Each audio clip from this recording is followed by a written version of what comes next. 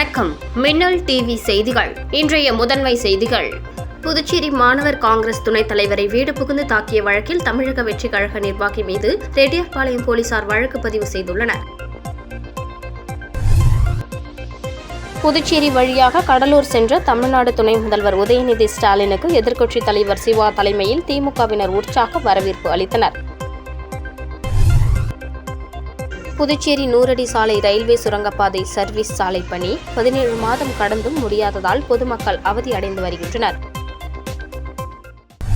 புதுச்சேரி மாணவர் காங்கிரஸ் துணைத் தலைவரை வீடு புகுந்து தாக்கிய வழக்கில் தமிழக வெற்றிக் கழக நிர்வாகி மீது ரெட்டியார்பாளையம் போலீசார் வழக்கு பதிவு செய்துள்ளனர். புதுச்சேரி பூமியான்பேட்டை மாரியம்மன் கோவில் தெருவில் சிவபெருமாள் தனது குடும்பத்துடன் வசித்து வருகிறார். இவருக்கு சிவபிரகாஷ், சூரியமூர்த்தி என 2 மகன்கள் உள்ளனர். இந்த நிலையில் நேற்று மாலை மர்ம நபர்கள் 10க்கும் மேற்பட்டோர் வீட்டில் புகுந்து அங்குள்ள பொருட்களை சேதப்படுத்தியதோடு வீட்டில் இருந்தவர்களை தாக்கியதாக சிவபெருமாள் கொடுத்த புகாரின் பேரில் ரெட்டியார்பாளையம் போலீசார் வீட்டில் பொருத்தப்பட்டிருந்த சிசிடிவி காட்சிகளை கொண்டு விசாரணை மேற்கொண்டனர். விசாரணையில் சிவபெருமாள் மூத்த மகன் சிவபிரகாஷ் புதுச்சேரி மாநில மாணவர் காங்கிரஸ் துணைத் தலைவராக உள்ளார். அவருக்கு அப்பகுதியில் பிறந்தநாள் வாழ்த்து பேனர் வைத்துள்ளனர். அதனை முரளி என்பவர் கிழித்துள்ளார். இதுகுறித்து அவரது தாயார் கேட்டதற்கு தகாத வார்த்தையால் திட்டியதாக கூறப்படுகிறது.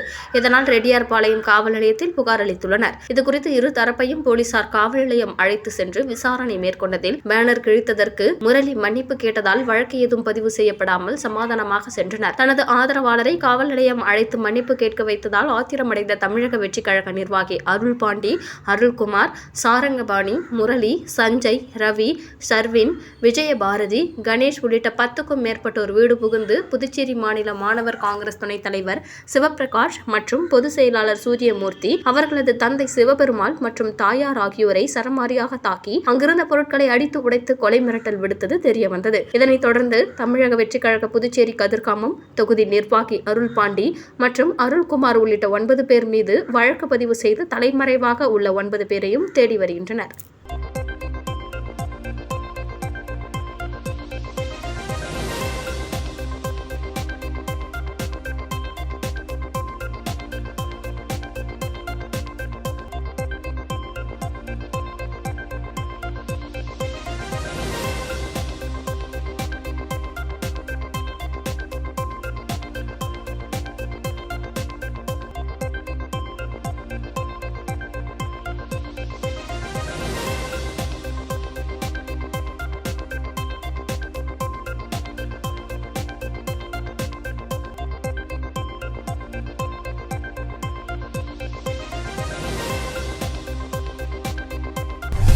புதுச்சேரி வழியாக கடலூர் சென்ற தமிழ்நாடு துணை முதல்வர் உதயநிதி ஸ்டாலினுக்கு எதிர்க்கட்சித் தலைவர் சிவா தலைமையில் திமுகவினர் உற்சாக வரவேற்பு அளித்தனர். தமிழ்நாடு துணை முதல்வர் உதயநிதி ஸ்டாலின் திருச்சி, நாகை மாவட்டங்களில் அரசு ஆய்வுக் கூட்டங்கள், நலத்திட்ட உதவிகள் வழங்கும் நிகழ்ச்சி மற்றும் கட்சி நிகழ்ச்சிகளில் 2 நாள் சுற்றுப்பயணம் செய்துவிட்டு நேற்றிரவு புதுச்சேரியில் தங்கினார். தொடர்ந்து கடலூர் மாவட்டத்தில் இன்று நடைபெறும் அரசு ஆய்வுக் கூட்டம் மற்றும் முத்தமிழ் அறிஞர் கலைஞர் நூலகம் திறப்பு உள்ளிட்ட கட்சி நிகழ்ச்சிகளில் பங்கேற்பதற்காக இன்று காலை புதுச்சேரியில் இருந்து கடலூர் சென்ற தமிழ்நாடு துணை முதல்வர் திமுக இளைஞர் அணி செயலாளர் உதயநிதி ஸ்டாலினுக்கு தவளக்குப்பம் 4 முனை சந்திப்பில் திமுக அமைப்பாளரும் சட்டமன்ற எதிர்க்கட்சித் தலைவருமான சிவா தலைமையில் திமுக நிர்வாகிகள் உற்சாக வரவேற்பு அளித்தனர். இந்த வரவேற்பு நிகழ்ச்சியில் அவைத் தலைவர் SP சிவகுமார், மாநில துணை அமைப்பாளர் அனிபால் கென்னடி, MLA பொருளாளர் செந்தில்குமார் MLA, மாநில இளைஞர் அணி அமைப்பாளர் சம்பத் MLA, துணை அமைப்பாளர்கள், தொண்டர்கள் என 1000க்கும் மேற்பட்டோர் பங்கேற்றனர்.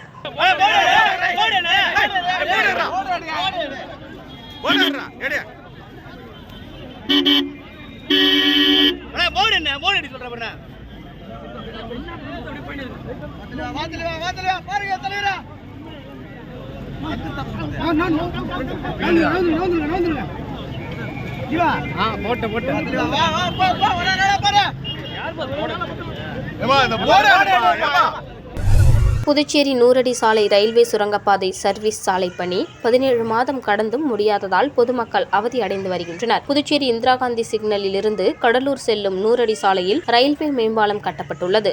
மேலும் மூடப்பட்ட ரயில்வே கேட் அருகே ரயில் பாதை கீழ் ரெடிமேட் கான்கிரீட் மூலம் சுரங்கப்பாதை அமைக்கப்பட்டது. ஆனால் சுரங்கப்பாதைக்கு வடக்கு மற்றும் தெற்கு பக்கம் சர்வீஸ் சாலை மற்றும் வடிகால் அமைக்கப்படவில்லை. சுரங்கப்பாதையின் இருபுறத்திலும் 75 மீட்டர் நீளத்திற்கு சர்வீஸ் சாலை மற்றும் வடிகால் வாய்க்கால் காரணத்தினால் SITBI வங்கியில் புதுச்சேரி அரசு ரூபாய் 5.38 கோடி கடன் பெற்றது. கடன் தொகை மூலம் பொதுப்பணித்துறை சர்வீஸ் சாலை அமைக்கும் பணியை கடந்த ஆண்டு மே 10ஆம் தேதி துவங்கியது. 10 மாதத்தில் கட்டி முடிக்க தனியார் கட்டுமான நிறுவனத்திற்கு பணி ஆணை வழங்கப்பட்டது. ஆனால் 17 மாதம் கடந்தும் இதுவரை சுரங்கப்பாதை சர்வீஸ் சாலை பணி முடியவில்லை. கட்டுமான பணிகளை முடித்து சுரங்கப்பாதை சர்வீஸ் சாலையை திறக்க அப்பகுதி பொதுமக்கள் கோரிக்கை விடுத்துள்ளனர்.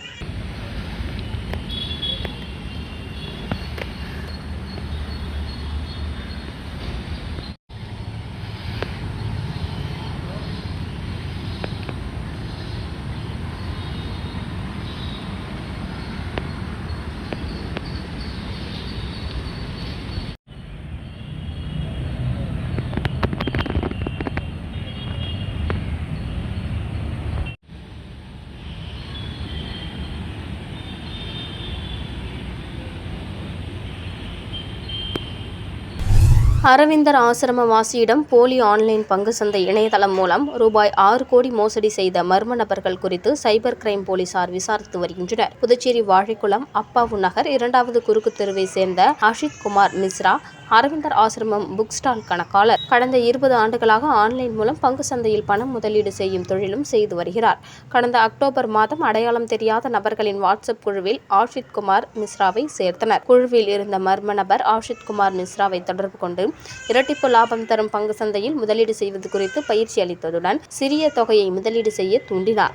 ஆஷித் குமார் மிஸ்ரா சிறிய தொகையை முதலீடு செய்ததும் உடனடியாக பணம் இரட்டிப்பாக்கி கொடுத்தனர். இதனை நம்பிய ஆஷித் குமார் மிஸ்ரா மர்ம நபர் கூறிய வங்கி கணக்குகளில் தொடர்ச்சியாக ரூபாய் 6 கோடி வரை முதலீடு செய்து ஏமாந்தார். தான் ஏமாற்றப்பட்டதை உணர்ந்த ஆஷித் குமார் மிஸ்ரா புதுச்சேரி சைபர் கிரைம் போலீசில் புகார் அளித்தார். போலீசார் பணம் ஏமாற்றிய சைபர் கிரைம் மோசடி கும்பல் குறித்து விசாரித்து வருகின்றனர்.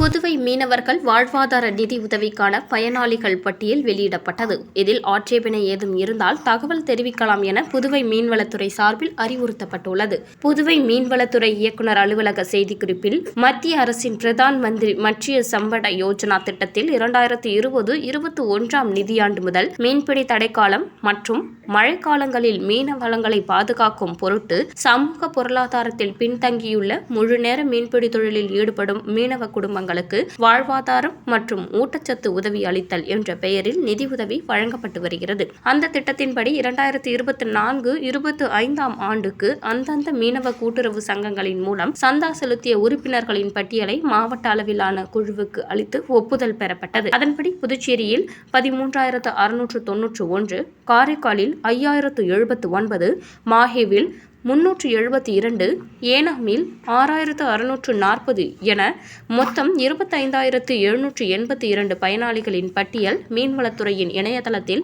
மக்களின் பார்வை மற்றும் சமூக தணிக்கைக்கான தகவலுக்காக என பதிவேற்றம் செய்யப்பட்டது. ஆகவே பயனாளிகளின் தகுதி நிபந்தனைகள் சம்பந்தமாக ஏதேனும் ஆட்சேபனை இருப்பின் அதனை எழுத்துப்பூர்வமாக வரும் 27ஆம் தேதிக்குள் மீன்பிடி துறைமுக அலுவலகத்தில் சமர்ப்பிக்க வேண்டும் என்றும் இது சம்பந்தமாக ஆட்சேபனை ஏதும் பெறப்படாத நிலையில் மேற்படி பயனாளிகள் பட்டியல் இறுதி செய்யப்படும் எனவும் இதன் மூலம் தெரிவித்துக் கொள்ளப்படுகிறது என அதில் குறிப்பிடப்பட்டுள்ளது. புதிய கல்விக் கொள்கையை செயல்படுத்துவதில் உள்ள வாய்ப்புகள் மற்றும் சவால்கள் குறித்து துணைவேந்தர்கள் மற்றும் கல்வியாளர்களின் அமர்வு புதுச்சேரி பல்கலைக்கழகத்தில் நடைபெற்றது.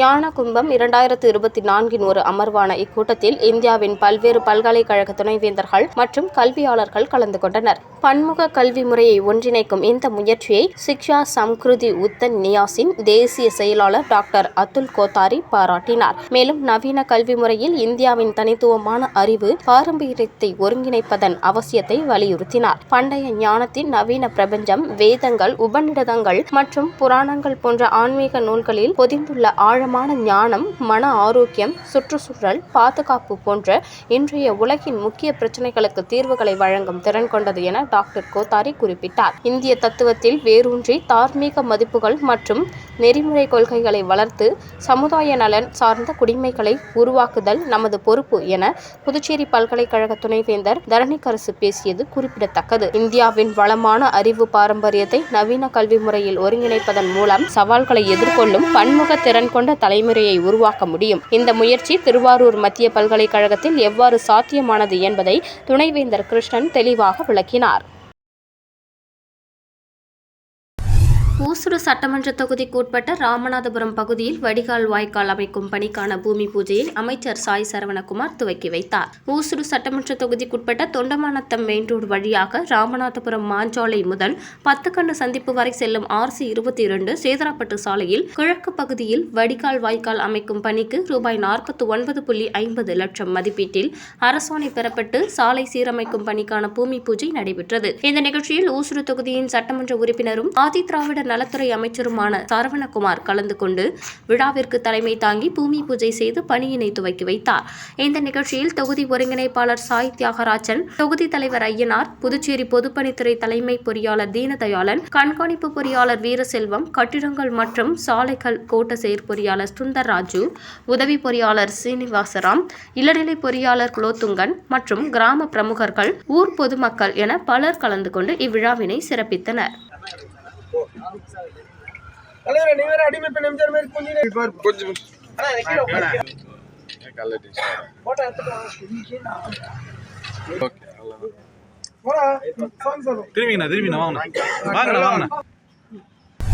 புதுச்சேரி மற்றும் காரைக்கால் துறைமுகங்களில் 1ஆம் எண் புயல் எச்சரிக்கை கூண்டு ஏற்றப்பட்டுள்ளது. வங்கக்கடலில் நிலவும் காற்றழுத்த தாழ்வு மண்டலம் காரணமாக முன்னெச்சரிக்கை நடவடிக்கையாக புதுச்சேரி மற்றும் காரைக்கால் பகுதிகளில் மீனவர்கள் எவரும் கடலுக்குள் மீன்பிடிக்க செல்ல வேண்டாம் என்று மீன்வளத்துறை அறிவுறுத்தியது. இதனால் கடலுக்குள் மீன்பிடிக்க சென்ற மீனவர்கள் கரை திரும்பிவிட்டனர். பெரும்பாலான மீனவர்கள் கரை திரும்பியதால் துறைமுகம் முழுவதும் படகுகள் நிரம்பியுள்ளது. வானிலை எச்சரிக்கை காரணமாக மீனவர்கள் அனைவரும் பாதுகாப்பாக இருக்கும்படியும் அதிக மழை பெய்ய வாய்ப்புள்ளதால் கட்டுமரம், வலை, விசைப்படகு ஆகியவற்றை உரிமையாளர்கள் அவ்வப்போது கண்காணித்து பாதுகாத்துக் கொள்ளுமாறும் மீன்வளத்துறை அறிவுறுத்தியுள்ளது. மீன்வளத்துறையின் அவசர கால கட்டுப்பாட்டு அறை 24/7 முழு நேரமும் இயங்கி வருகிறது. எனவே மீனவர்கள் அவசர உதவிக்கு 0413-2353-042 என்ற எண்ணிலோ அல்லது அவசர கால செயல் மையத்தின் டோல் ஃப்ரீ நம்பர் 1070 மற்றும் 1977 தொடர்பு கொள்ளலாம் என்றும் மீன்வளத்துறை அறிவுறுத்தியுள்ளது. இதனுடைய புதுச்சேரி மற்றும் காரைக்கால் துறைமுகங்களில்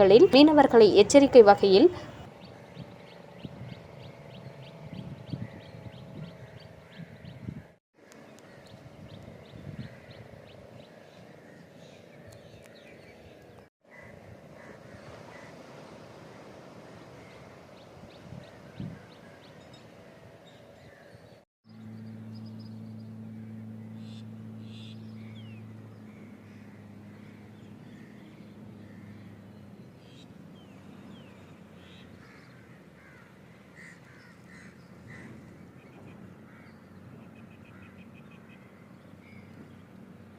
புதுச்சேரி சான்றோர் குல கிராமணியர் நாடார் பேரவை சார்பில் காலாப்பட்டு தொகுதி கிளை திறப்பு விழா நடைபெற்றது. இதில் சிறப்பு விருந்தினராக கலந்து கொண்ட மாநில தலைவர் டாக்டர் AC புரந்தரதாசன் பெயர் பலகை திறந்து வைத்தார். தொடர்ந்து நடைபெற்ற மருத்துவ முகாமில் 100க்கும் மேற்பட்டோர் கலந்து கொண்டு பயனடைந்தனர். புதுச்சேரி சான்றோர் குல கிராமணியர் நாடார் பேரவை சார்பாக காலாப்பட்டு தொகுதி கிளை திறப்பு விழா காலாப்பட்டு கிழக்கு கடற்கரை சாலை ஆர்யா மஹாலில் நடைபெற்றது. இந்த நிகழ்ச்சியில் மாநில தலைவர் டாக்டர் AC புரந்தரதாசன் சிறப்பு அழைப்பாளராக கலந்து கொண்டு காலாப்பட்டு கலை பேரவையை பெயர் பலகையை திறந்து வைத்து சிறப்புரை ஆற்றினார். பேரவையின் அவைத்தலைவர் ராமு குத்துவிளக்கு ஏற்ற தேசிய தலைவர்கள் கர்ம வீரர் காமராஜர் உருவப்படத்தை மாநில கௌரவ தலைவர் ஆனந்த் செல்வராஜ், சிலம்பு செல்வர், மாப்போசி திருவுருவ படத்தை பேரவை காப்பாளர் சபாபதியும் திறந்து வைத்தனர். காலாப்பட்டு தொகுதி தலைவர் முருகன் விழாவிற்கு தலைமை தாங்க காலாப்பட்டு அவைத்தலைவர் சண்முக சுந்தரம், கௌரவ தலைவர் அர்ஜுனன், துணைத் தலைவர் முருகன், பொருளாளர் தம்பிதுரை உட்பட பலர் கலந்து கொண்டனர். மீண்டும் இன்றைய முதன்மை செய்திகள். புதுச்சேரி மாணவர் காங்கிரஸ் துணைத் தலைவரை வீடு புகுந்து தாக்கிய வழக்கில் தமிழக வெற்றிக் கழக நிர்வாகி மீது ரெட்டியார்பாளையம் போலீசார் வழக்கு பதிவு செய்துள்ளனர். புதுச்சேரி வழியாக கடலூர் சென்ற தமிழ்நாடு துணை முதல்வர் உதயநிதி ஸ்டாலினுக்கு எதிர்க்கட்சித் தலைவர் சிவா தலைமையில் திமுகவினர் உற்சாக வரவேற்பு அளித்தனர். புதுச்சேரி 100 அடி சாலை ரயில்வே சுரங்கப்பாதை சர்வீஸ் சாலை பணி 17 மாதம் கடந்தும் முடியாததால் பொதுமக்கள் அவதி அடைந்து வருகின்றனர். இத்துடன் மின்னல் டிவி செய்திகள் நிறைவு பெறுகின்றன. வணக்கம்.